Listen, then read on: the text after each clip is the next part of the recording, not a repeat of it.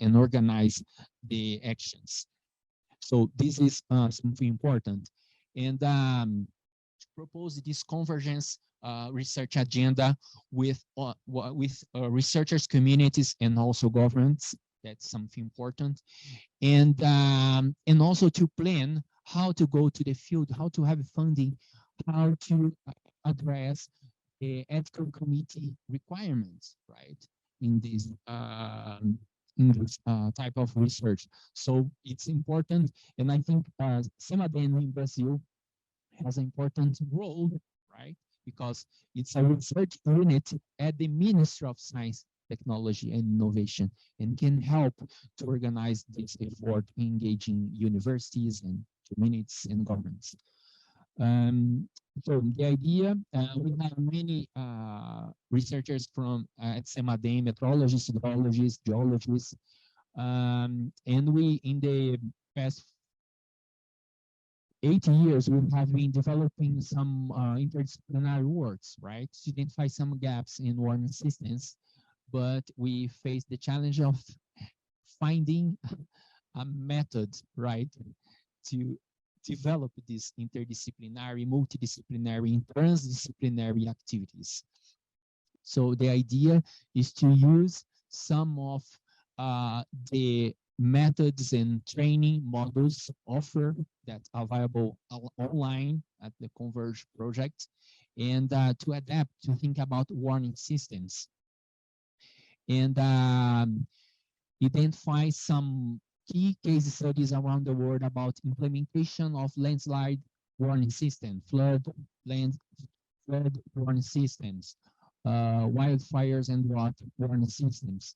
So I think we can advance, right, and promote what we are talking as convergent warning systems, right?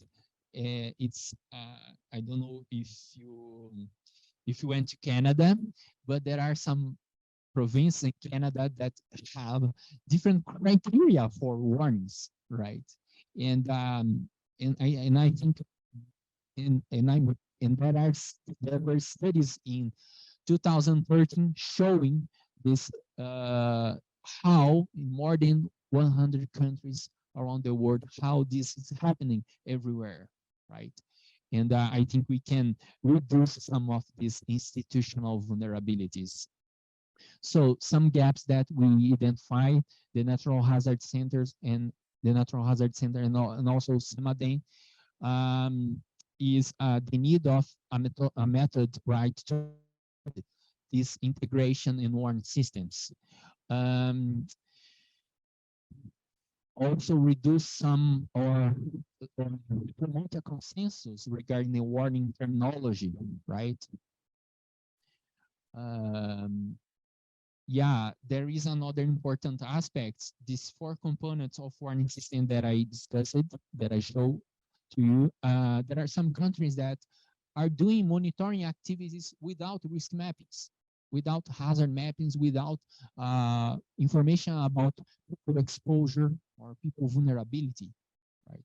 And some, and Duma Davila, researcher from Peru, analyzed 21 flood warning systems in Latin America that show this challenge, right? Another important aspect, how to include dimensions such as gender, age, migrant status, and different geographies, different sectors. For example, the educational systems, how to include educational systems in warning systems. Cultural heritage sectors, right, to receive information, to receive warnings and increase their capacity building skills. The need of participatory methodologies. I think many of the governments are not implementing warning system in a participatory way. So when people receive warnings, they didn't know what to do. Yeah, and I think another important aspect is how we increase the participation of social scientists in these warning systems, but also in disaster risk reduction plans, programs, climate change adaptation discussion. So there is an important gaps in those fields. So thank you very much for your attention.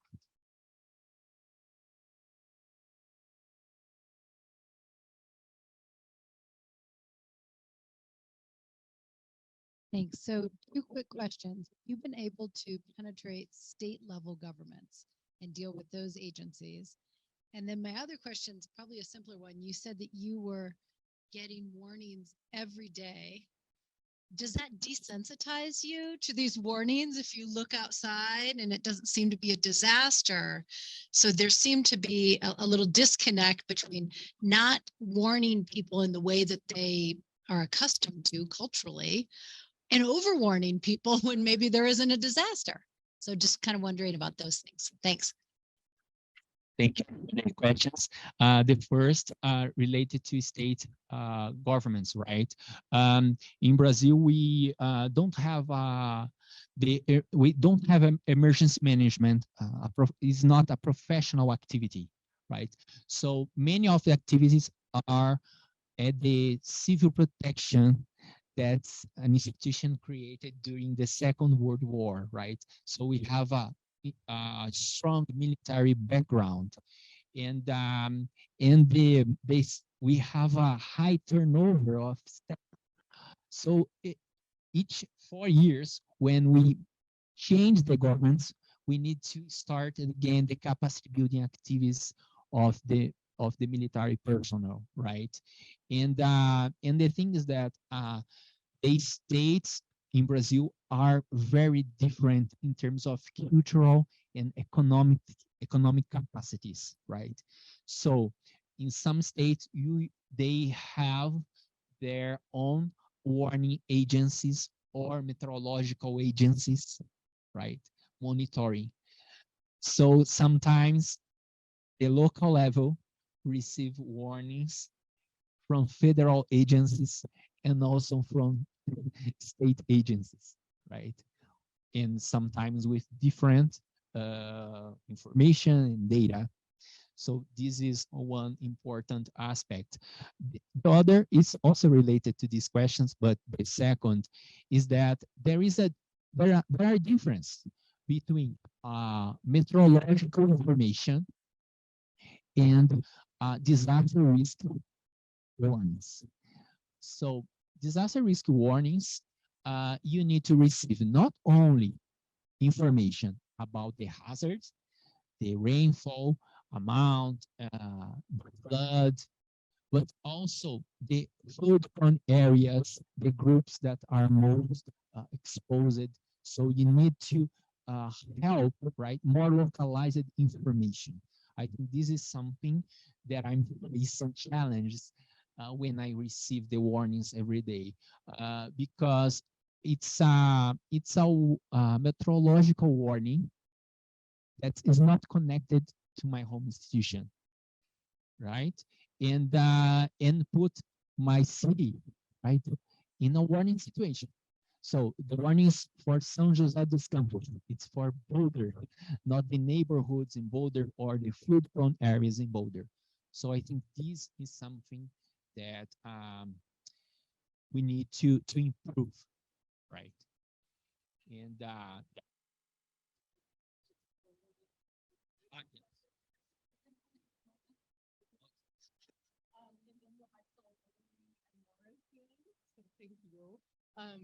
So one of the first questions that came in on Zoom from Anna Kunha is how to communicate the disaster risks when the stakeholders only understand the hazard.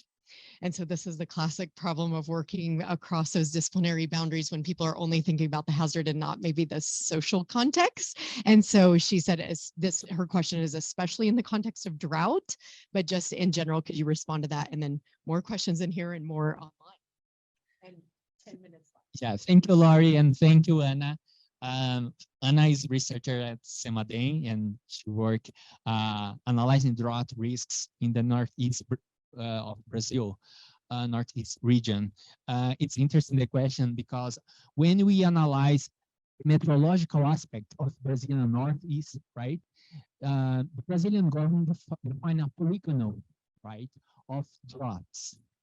And this will define the public policies to mitigate the drought impacts, right? But this is based only on meteorological information. And we have some states in the Brazilian region that uh, has that have different vulnerability aspects, and they are not included in the polygon, right? That's focused. So we try to show to governments how important is to take into account the vulnerability aspects, because governments and people and cities have different economic and political aspects that we need to take into account.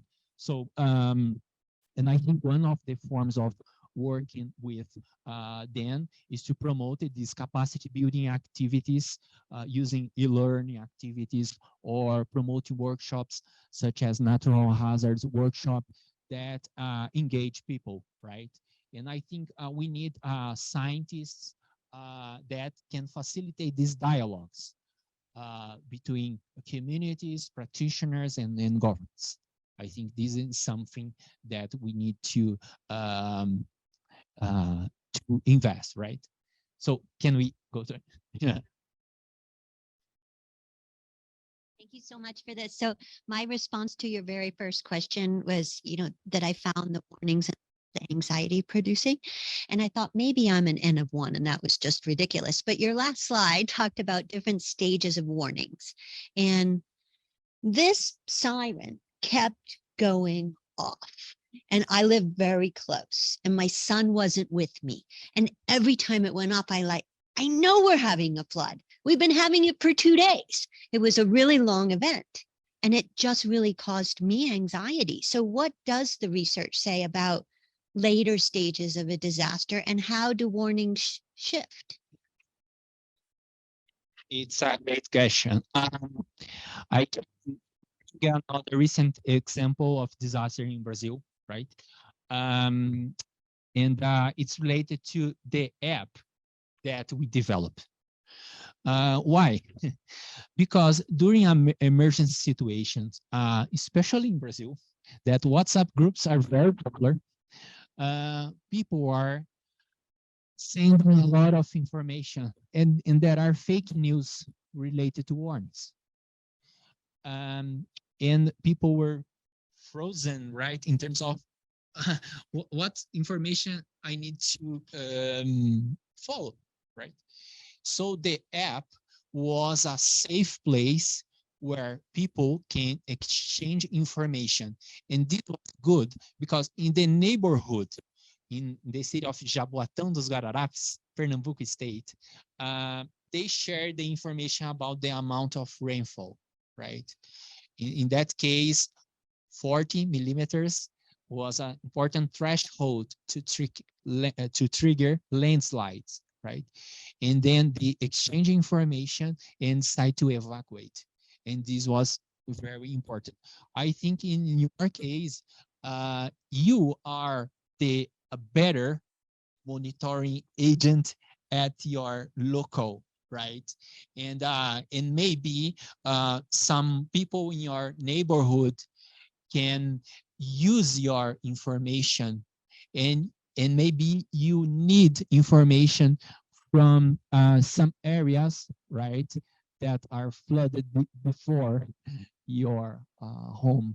So I think this is, we are putting a lot of investment, right, in technology with radars and satellites and etc. And we are waiting the official information, but the systems fail, right? And how we prepare when the systems fail, right? And I think this challenge that you mentioned, that's related to flash floods, that are very difficult in terms of research to prepare warnings for flash floods, and also tornadoes, that you depend of the eyes of people, right? or the warnings of people to prepare. And I think there is a need for governments of how we work to engage citizens and to prepare in this warning strategy. I think it's, yeah.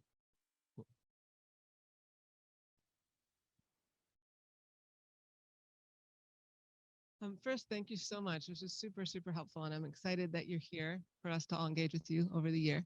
Um, I have a question. It's sort of a bit answered, but I'm curious about. I mean, you mentioned co-production is necessary. We need to include local knowledge. My question is about the challenges of that, which clearly you have some experience in because you've been working across these disciplinary boundaries, right? And because I worked on one project that was attempting to do that with drought knowledge with pastoralists in Tanzania. And so we were looking at pastoral communities, state agencies, including meteorological agencies, climate scientists. And there's this challenge in both directions. So there's this idea on the one hand that like the false alarm, right? So the meteorologist would send out a warning that there's going to be a flood. And so everybody would vacate their house and then there was no flood. And so then they lost sort of credibility. And so there's this challenge of the public's general understanding of the variability and uncertainty of scientific data. And like, how do we actually do that without debunking science, right? And then on the other hand, the inability for scientists to take local knowledge seriously. Well, you know, we slaughtered a goat, and because of something about the intestines, that tells us that a drought is coming. Scientists were like, that's just nonsense. So both sides faced a challenge of credibility. How do you sort of propose working through that? Yeah, I think it's very important to talk about uncertainties, right? And I think that one possible way is to develop these research activities at high schools, right? Because people start to measure, they build their own rain gauge, right? And start to measure and to analyze the data and to find some patterns, right? And they discuss the topic, right? With with the support of teachers. So I think this can be an important way to I think to create the capacity or to increase the capacities with the locals, right? I think today we have many apps, many information from different sources, and we need to have a capacity to analyze them critically, right? And I think one way is to include this as a long-term capacity building activity. And at the Cemaden educational project, uh, the, the, the PI of the project is Professor Rachel Treiber. She worked 10 years at the Ministry of Education. So she has all the skills, right, to work with these issues at schools, the methods. And I think sometimes what we are facing is that we have governments going to high schools and promoting educational activities, right? I don't know how to translate, but such is a type of top-down approach, right? It's only giving information without making people engaging with the issues and research. So I think this is an important aspect. And in the other, I think we need more anthropologists working in warning systems, right? We have some case studies. There is one interesting in 2016. I think it's a malaria warning system in Zimbabwe that they co-produce the warning system with people, identifying what more